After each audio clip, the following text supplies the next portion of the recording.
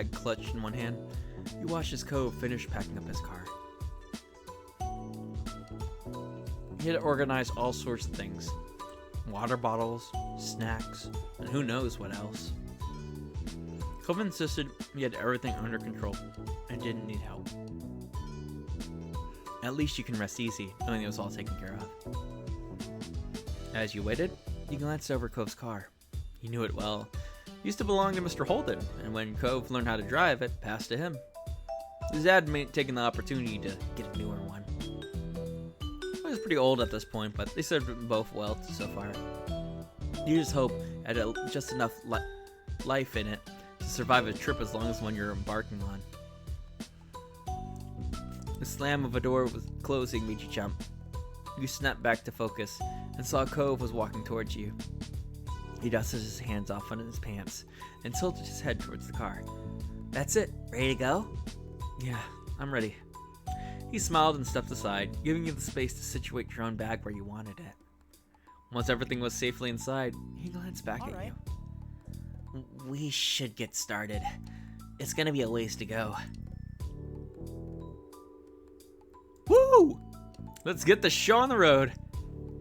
He chuckled at your enthusiasm, shaking his head gently. The two of you climbed into the car and buckled up. Cove in the driver's seat, you riding shotgun. His eyes moved to you. "Thank you. Thanks again for coming on this trip with me." "Of course, no problem."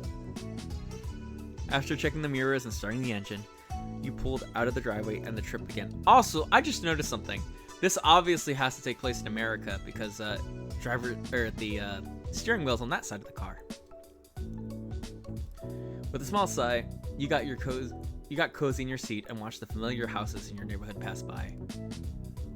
Cove reached over to turn on the radio. A crackle of static mixed with the odd snippets of songs filled the air as he flipped through the stations. Mr. Holden's car was in good condition, but it was, well, older. There were no way to plug in a phone or play music, so radio had to do. Eventually, he settled on a classic rock station before setting back and resting both hands on the wheel. "Is this okay?" "Hell no!"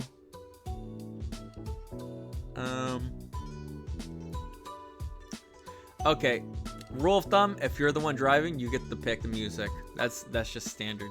It works. He smiled, happy with the answer. Time flew by, and with it, the scenery outside your window became more and more unfamiliar. It was a little fluttery being alone in a car with Cove for so long. There was nowhere else you would have rather been.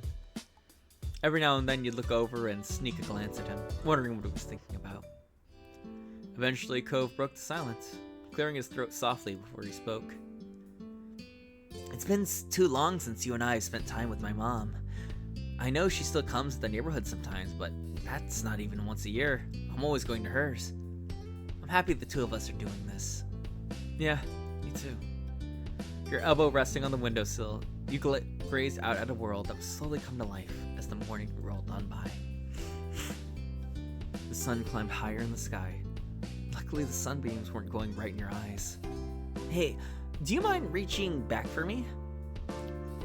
Cove gave you a sidelong glance as he drove, indicating with a nod his head and tiny smile. "I want some chips. The salt and vinegar ones. Man of taste, good chips. That's a great flavor." Right? Eat whatever you want too. I've got a bunch of everything." Stretching it out, the seatbelt made you give yourself space. You twisted in your spot and reached to the bag holding the snacks, and then a car accident! I'm joking. It took a bit of effort to sort through the collection of goodies stuffed inside, but eventually, I love the salt and yeah, they're so good, right? Like, yes, if you cut your mouth at all, those things suck, but until then, my god, are they good. It took a bit of effort to sort through the collection of goodies stuff inside, but eventually the bag of chips crinkled beneath your fingers as you pulled them out and sat back in your seat. "Here." "Thanks. Do you mind opening it?" His eyes lit up at the prospects of the snacks, and you shook your head in amusement, popping the top of the bag.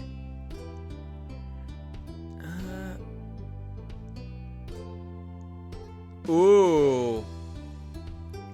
I could see myself doing any of these, actually.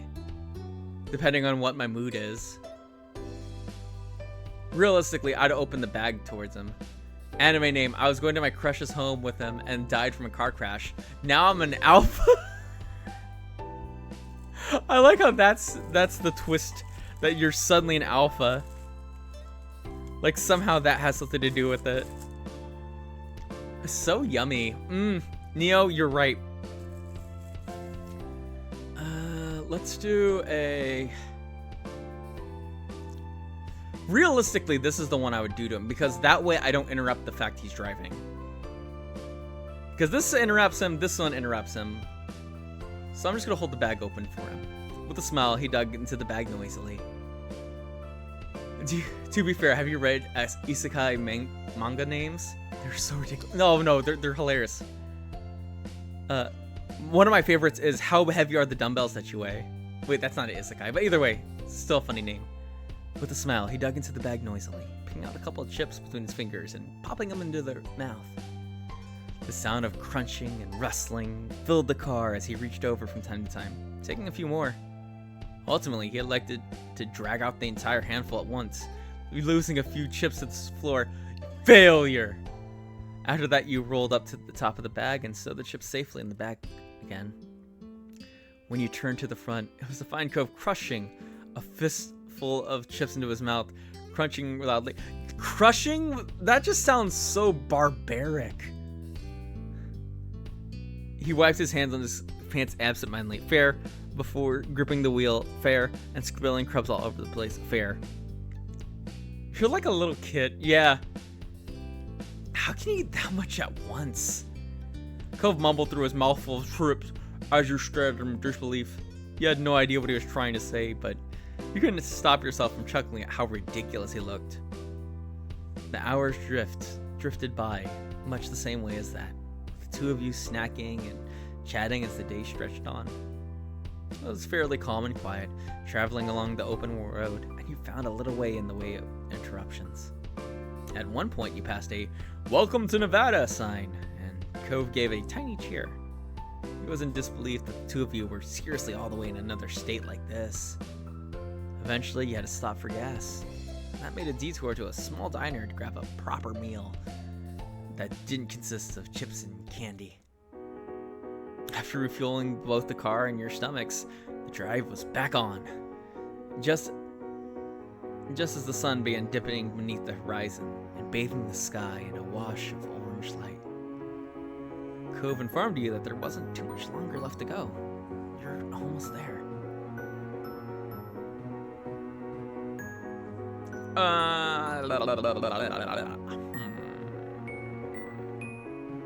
If it was me and my boys, we're taking shifts. The route was fairly straightforward. You'd had just enough practice of driving to feel comfortable doing so. When night eventually fell in a blanket of darkness, the drive finally came to an end. Cove pulled into the parking lot of Kira's apartment building, and the glow of the car lights disappearing as he turned off the engine and let out a heavy sigh. Road trip! We made it. We're here. The two of you exchanged tired smiles, having successfully and safely completed one half of the trip. You were relieved to finally actually arrive. See, I wouldn't think of this as one half of the trip. This was a completed trip, and we just have to make the trip again. You're relieved to actually arrived and eager to let out of the car and stretch your legs. You took the stairs up to the building together. After a knock, you were abruptly met by a flash of green hair as Kira opened the door and immediately took her son in her arms. Hey, mommy, Kira! There he is, my gigantic baby boy. Aged like fine wine. Both you and your husband aged so damn well. Also, those pants are hugging you. God damn. She squeezed him for a moment and then pulled back so she could examine his face. Are you even taller than last time I saw you? Cove gave her a fond look as she patted the tops of his shoulders proudly. Them jeans are good, bro. Hell yeah. You say that every time I'm here. It doesn't even make sense right now. My last visit wasn't that long ago. No, she's just trying to amp you up. She's trying to hype you. Kira simply laughed before letting him go fully and ushering the two of you to her apartment. Then she turned to you, a wide grin pulling at her lips. 4? It's so nice you came along with. And as a bonus, you've both arrived in one piece. Yeah, it's good to see you. It's been a long time. Kira beamed at you both, while you would have loved nothing more than to settle down and rest after the drive. You could see she wasn't gonna let you go that easy. So, how was the trip? I admit I was a pinch worried. You felt the frustration. None of these are just... I was just like, it was easy. Oh, I guess the sarcasm. Let's go with the sarcasm. Cove gave you a dry look, a small smile tilting his lips. We handled it just fine. Kira clapped her hands together, and her bracelets around her wrist jingling. I'm so proud! I can hardly believe how mature you are.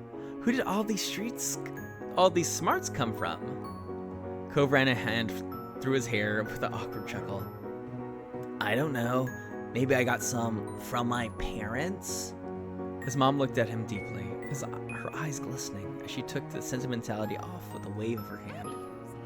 You have to be half asleep already, huh? I don't want to keep you up much longer. Early morning and any whoosies. Oh, any whoosies. So cute. How do you want to deal with the sleeping arrangements? I only got my own room and Cove's, though the living room couch isn't bad. You can keep your bed, Mom. Can I get her bed? 4 can use mine. No, I want her bed. I'll sleep on the couch or the floor, whatever's easiest. Doesn't matter for one night. Mm-hmm. Kira gave him a skeptical look, her lips bent into a teasing grin. What? I wonder why I don't believe you'll stay on the floor when 4 is right there in your bed. Dang! Cove froze in shock, his cheeks turning a dark beet red, and then his eyes narrowed and he scolded her with a harsh whisper. Mom! Kira giggled to herself, but managed to give him an apologetic look upon seeing that he was less than impressed by her teasing. I'm sorry, baby. I was just pointing out the obvious. Damn! She apologized, but she kind of doubled down at the same time.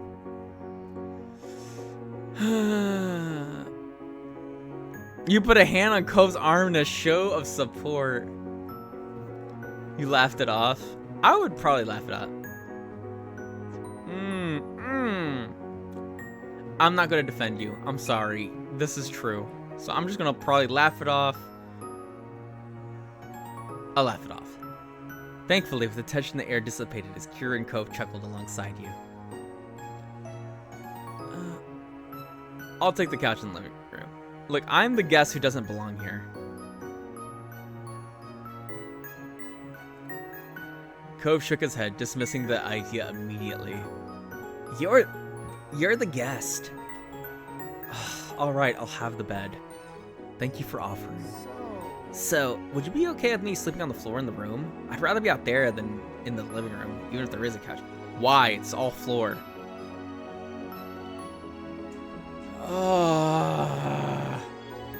Are you seriously proving your mom right within like 10 seconds of her making fun of you?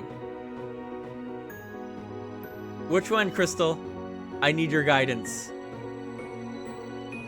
2. Yeah, you can sleep there. Kira giggles softly, drawing your attention back to her. All funny stuff aside, you need to get some sleep for tomorrow. It seems like you're setting yourself up to not get any. I know that seems really capricious, but I'm a mom, so I have to say these things.